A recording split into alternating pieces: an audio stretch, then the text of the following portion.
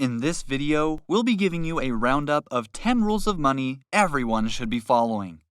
But before that, just a reminder on how to enter our brand new giveaway. We'll be giving away a MacBook Pro, iPhone XS Max, or GoPro Hero 8. It's all your choice. So, make sure to leave a like, comment the keyword money saving rules, subscribe, and turn on the notifications to enter the giveaway. It's really that easy. Let's begin. 10. Record where your money goes. Before you make your budget, you need to know how much you spend because that'll determine everything. Keeping track means recording everything, even your morning Starbucks coffee, a packet of chips, and impulsive buys. Once you're done writing down, categorize them into sections such as gas, groceries, mortgage, and rent. Make sure all of them are accurate. You can always check your bank statements to do that. Don't exclude anything though. Although if you don't have time for this, you can download a free spending tracker app that will automate most of the process. 9. The 50-30-20 budget. Did you know that about 20% of Americans don't save any of their annual income? Don't be one of them and stick to the 50-20-30 spending and saving rule. This is the simplest budget that breaks down your expenses into essentials, savings, and personal. Obviously, the biggest portion goes to your essential expenditures such as food, mortgage, groceries, transportation, etc. The 20% goes for savings, which includes any sorts of investment plans or saving plans you might have chosen. Lastly, 30% is for you and you only. It goes for anything from entertainment to gym memberships or even dining out and has a lot more wiggle room than you think. The best part is, if you have some left in this portion, you can put it in your savings portion. 8. Get rid of your credit cards. Credit cards are black holes for your paycheck. In fact, 43% of American adults spend more than they earn. The first thing you do when you're out of money is run to your precious credit cards that do nothing but weigh you down with unnecessary and easily avoidable debt. This is a vicious cycle that will land you in a lot of debt real quick. First off, you have to stop spending more than you earn, so you won't ever run out of money. And if you do end up in a situation where you have to use your credit card, make sure it's for a need, not a want. This is especially important when you're not in your senses, i.e., intoxicated or hungry.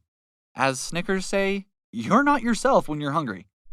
Lastly, avoid making credit card purchases when you're applying for a mortgage because it creates a huge disparity between your debt-to-income ratio, and this may ruin the relationship with lenders. 7. The 28-36 debt rule. While we're on the topic of debt, it's worth mentioning the 28-36 debt rule, also known as DTI, debt to income. This is the one thing mortgage lenders look at when deciding whether you qualify for a home loan or not. You have to avoid making credit card purchases when you're applying for a mortgage because it creates a huge disparity between your debt-to-income ratio. This may ruin the relationship with lenders. When we look at the statistics, it shows us that since 2013, the average credit debt has gone up by 18.5%.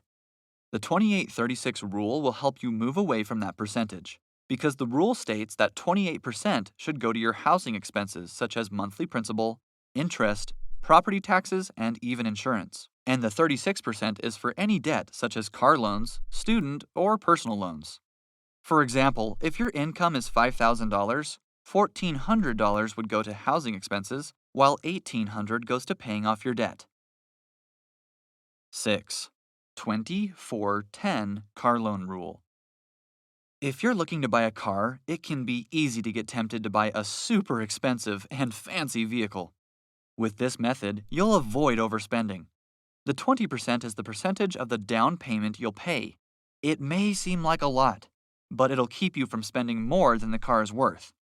So, using the savings method we told you about, pile up some cash for this. The 4 stands for the number of years your loan will go on for. It's to keep the interest amount at bay since the longer you stretch your loan, the more interest you pay. Lastly, 10% is for loan payments that you'll make every month. This is to be under 10% of your monthly income, or it'll start to weigh you down. 5. Put your phone to use. If you have an abundance of digital devices in your house or even just a smartphone, you can utilize it to help you budget. After all, 63% of people with phones have a financial help app. Why not become one of them? One app you can use is Due, which helps you speed up the process of receiving payments and invoicing other people. Automation is a great app that'll aid in paying your bills on time to avoid late fees if you want to automate your bills to help with the financial responsibilities. Moreover, digitizing your bank account is best for people who are often out and about and gives you easy access to your money. People who started using finance apps spent 7% less on average in just 12 months. 4. Set savings goals. When you reach your savings goals, what will you do with them? If you haven't decided, you might end up wasting your savings on anything without value. Setting goals will not only encourage you, but also allow you to reward yourself for reaching new spending limits. Your goals could be long-term or short-term. The former goals include a vacation for yourself or your family, or a down payment for a car, while the long-term goals, lasting up to 4 years or more, could be for down payments on a home or a remodeling project. Additionally, it could also be for retirement or your child's education. One issue with these goals is that they can take a long time to meet. That's why you can set a small and achievable short-term goal for something fun, such as buying some gold jewelry, which can be seen as an investment, or a new phone. The psychological boost you'll receive from these goals will reinforce the habits of saving. 3. Set up an emergency fund. One thing that every household needs is an emergency fund, because you never know when disaster will strike. Your fund depends on the condition of your family and job. If you're a 2-income household or have had a successful and steady job for years, then you'll only need a 3-month fund. However, if you're the only one earning, you're self-employed, or only earn through commission, then opting for a 6-month fund will be your best bet. Furthermore, if anyone in your house has a medical condition, then keeping a fund just for a medical emergency will be a smart idea as well. It is quite obvious that your emergency fund should be liquid and in an easy-to-reach place such as a simple checking account or money market account. The thing is, 2/3 of Americans struggle to save up to $1,000 in an emergency fund, thus proving the importance of this fund. 2. Trim your expenses. A lot of the time, many of us think that our high expenses are set in stone and can't be brought down. But those who follow a budget know that's not true. When you lay out every purchase you make, it's easier to identify the non-essentials from essentials. You don't have to cut entertainment out of your life. All you need to do is look for low-cost events that'll be fun for you and your wallet.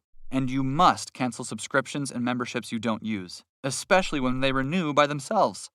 The more you trim your expenses, the easier it will get to rack up on your savings and actually reserve money for things that are important. 1.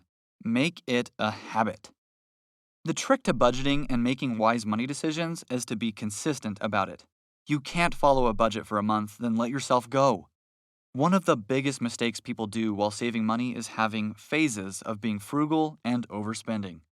You can't spend 1 month saving up and then the next 2 months blowing money without a care. Stick to one budget and review it every 2 or 3 weeks or so to make changes according to your financial situation. And if you're not encouraged enough to do it alone, ask a friend or partner to do it with you so you can stop each other from eating out too much. When you start to approach money savviness with a long-term approach, you'll automatically find it easier to get better at it. And who knows, maybe you'll end up a millionaire in a few years. It's not as unrealistic as you think. That's a wrap for 10 rules of money. Which one of these did you find the most helpful? Let us know in the comments section below. Make sure to give this video a thumbs up and subscribe to our channel for similar content. See you in the next one.